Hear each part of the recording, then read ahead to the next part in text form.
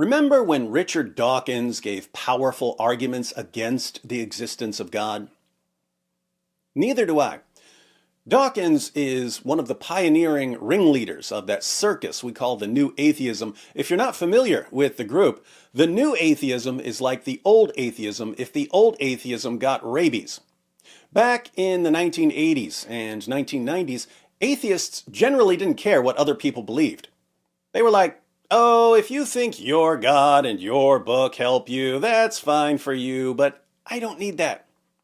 Then Richard Dawkins and Sam Harris and Christopher Hitchens came along and turned that cute little atheist puppy into Cujo. How did they do it? How did atheism go from Winnie the Pooh to Cocaine Bear almost overnight? Well, Dawkins and Harris and Hitchens were the first people to successfully use cult tactics on a large scale with atheists. Turns out, if you want to mobilize and weaponize your listeners, arguments and evidence just aren't the way to go in the 21st century. Manipulating people into joining and expanding your group is massively more efficient and effective. Keep in mind, I'm not advocating manipulation and cult tactics. I'm simply describing the world we now live in. If you want a group that's going to march out into the world and mindlessly carry out your commands like drones, you need cult tactics. You instill in your followers an us versus everyone else mentality. It's us against the world. You give them an unmerited self-esteem boost just for being in your group. In this case, it's, oh, if you're part of our group, you're smart. If you're not part of our group, you're dumb. You stir up their emotions and give them a sense of urgency. Oh man, Christians are on the verge of forming a theocracy. If we don't stop this religion thing right now, we're all doomed. If you set up your group correctly, you can rely on peer pressure within the group to keep members in line. So if someone starts asking the wrong questions or doubting the group's doctrines, other members of the group will shame that person into conformity. The most crucial step for someone like Dawkins is convincing his followers to let him do their important thinking for them. If you run into a Dawkins drone on Twitter or in the comments section of YouTube, the Dawkins drone will tell you how stupid you are for believing in God. But if you start asking questions, you find out very quickly that the Dawkins drone has no clue what he's talking about. He doesn't know anything about biology or cosmology or history or philosophy or anything else that may be relevant to the discussion. In fact, there's a really good chance that the Dawkins drone, who's trying to convince you to become an atheist, can't even spell the word atheist. I don't have any actual statistics, but I would estimate, based on personal encounters online, that between 1/4 and 1/3 of Dawkins drones can't spell the word atheist.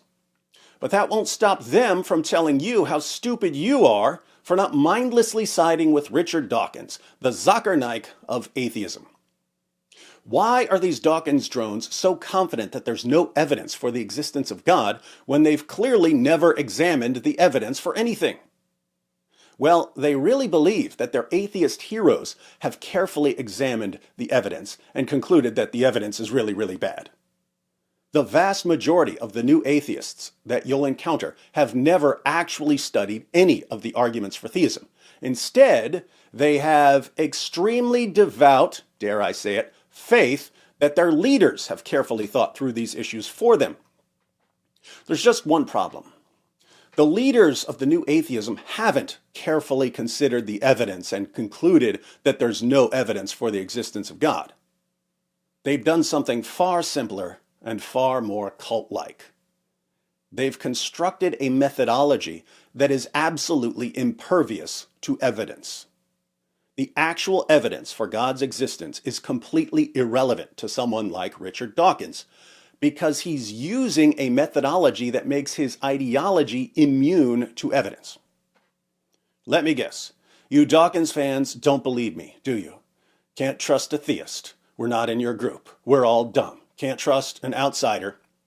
Well, let's turn to someone you can trust, Richard Dawkins. You don't want to go against him, do you? Of course not. Think about what it would do to your self-esteem if you got kicked out of your group and you didn't get to sit around all day telling everyone else how stupid they are. That would be as traumatic as an Andrew Tate fan suddenly realizing that telling women they're inferior won't actually get him a Bugatti. In the clips we're about to watch, Peter Boghossian is interviewing Richard Dawkins.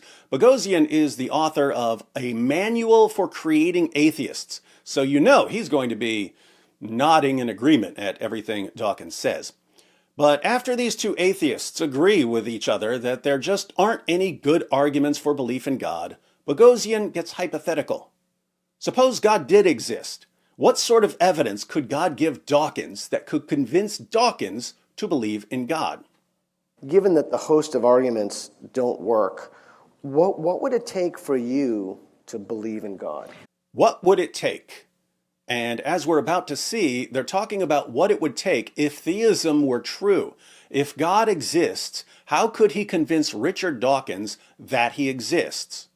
Well, I used to say it would be very simple. It would be, the second coming of Jesus or a great big deep booming bass Paul Robeson voice saying, I am God and I created. So he used to say that the second coming of Jesus or an audible voice from God would convince him. But then he realized that these things wouldn't convince him at all. I was persuaded mostly by actually Steve Zara, who's a regular contributor to my website, richarddawkins.net. He more or less persuaded me that even if there was this booming voice and the second coming in clouds of glory, the more probable explanation is that it's a hallucination or a conjuring trick by David Copperfield or something. Notice, if God did speak, and if Jesus did return, coming on the clouds of heaven, with legions of angels, Dawkins still wouldn't believe in God, because a more probable explanation to him would be that it's all a hallucination or a magic trick. But they're not finished. So if you walked out and there were these globes that were spinning around that said, I am God, believe in me, or the famous Krauss thing, you walk out into the sky and it spells out in the stars in different languages, I am God, believe in me. So now we walk outside and we see a message written in the stars. The stars have been rearranged so that they spell out, I am God, believe in me, in multiple languages. Surely that would convince these guys who always go where the evidence points, right? Well, again, the problem is it could be a delusion, but the other problem is you'd have to rule out alternative explanations. So there could be other explanations for why a message about God was written in the stars. You'd have to rule out alternative explanations, like the aliens. I mean, you'd have to... How could you rule out, there could be an alien trickster culture or something. We're going to get those little humans. Maybe powerful alien tricksters wrote the message in the stars as part of a cosmic prank. So Clarke's third law, any sufficiently advanced technology is indistinguishable from magic, magic being supernatural. The Clarke from Clarke's third law is Arthur C. Clarke, the man who wrote 2001: A Space Odyssey. Clarke's third law states that any sufficiently advanced technology is indistinguishable from magic. Dawkins gives an example. If you were to fly a Boeing 747 back to the Middle Ages, you would be greeted as God. Now, what's your point, Richard? An alien visitation, any aliens who could actually visit us would have to be so far beyond us in their technology that they probably could manipulate the stars to spell out words or geometric forms or something of that sort. Aliens that are powerful enough to reach us could also be powerful enough to write out words in the stars. So, if we all walked outside one day and we read, I am God, believe in me, written in the stars in multiple languages, we should definitely not believe in God, because that message could have been written by alien tricksters. So, God audibly speaking to Dawkins wouldn't convince him. Jesus appearing at his second coming wouldn't convince him. God writing a message in the stars wouldn't convince him. What would convince him? So that couldn't be enough. So what would persuade you? Well, I'm starting to think nothing would. Nothing would. Even if God showed up and started blasting people with lightning bolts, that still wouldn't convince Dawkins that God exists. And if you listen to the discussion, it sounds like Peter Boghossian agrees completely. If God exists, there is absolutely nothing he can do to convince Richard Dawkins and Peter Boghossian that he exists. Why? Because they've adopted a methodology that is completely impervious to evidence. But there's more. Well, I'm starting to think nothing would, which in a way goes against the grain, because I've always paid lip service to the view that a scientist should change his mind when evidence is forthcoming. Did you catch that? Dawkins says that he's always paid lip service to the view that a scientist should change his mind in light of the evidence. He calls it lip service. Do you know what lip service means? It means you say one thing, but your actions show that you don't really believe what you're saying. So, for all his talk about going where the evidence points, he admits that when it comes to the existence of God, evidence is irrelevant. Because I've always paid lip service to the view that a scientist should change his mind when evidence is forthcoming. The trouble is, I can't think what that evidence would look like. Isn't that interesting? According to Richard Dawkins, not according to me, according to Richard Dawkins, he will reject any evidence for God's existence. If God speaks to him directly, well, that could be a hallucination. If Jesus returns in the clouds, well, that could be a magic trick. God writes a message in the stars in multiple languages, well, that could be alien tricksters trying to trick me. Notice, the guy who has dedicated his life to telling people that there are no good arguments for the existence of God is the same guy who admits that he will automatically reject any argument for God's existence, no matter how strong the evidence is. The leaders of the new atheism haven't examined the evidence for God's existence and gone where the evidence points. They've set up a methodology that is impervious to evidence for anything they don't want to believe. My goodness, if we wanted to play by these rules, we could just say that the new atheists don't exist. But David, of course the new atheists exist. We just watched some clips of Richard Dawkins and Peter Boghossian. What if we were hallucinating? What if this is a David Blaine magic trick?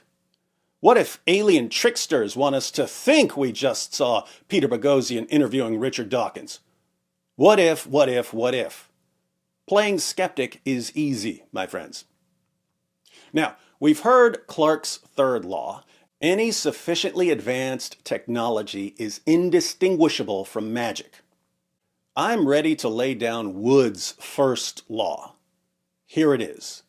If you're going to reject an argument, no matter how good or bad the argument is, then the fact that you reject the argument tells us absolutely nothing about whether the argument is good or bad. If you're going to reject an argument, no matter how good or bad the argument is, then the fact that you reject the argument tells us absolutely nothing about whether the argument is good or bad. In other words, Dawkins rejects all arguments for the existence of God. What does that tell us about how good or bad these arguments for the existence of God are? Absolutely nothing, because Dawkins has admitted that he will reject any evidence, no matter how strong it is.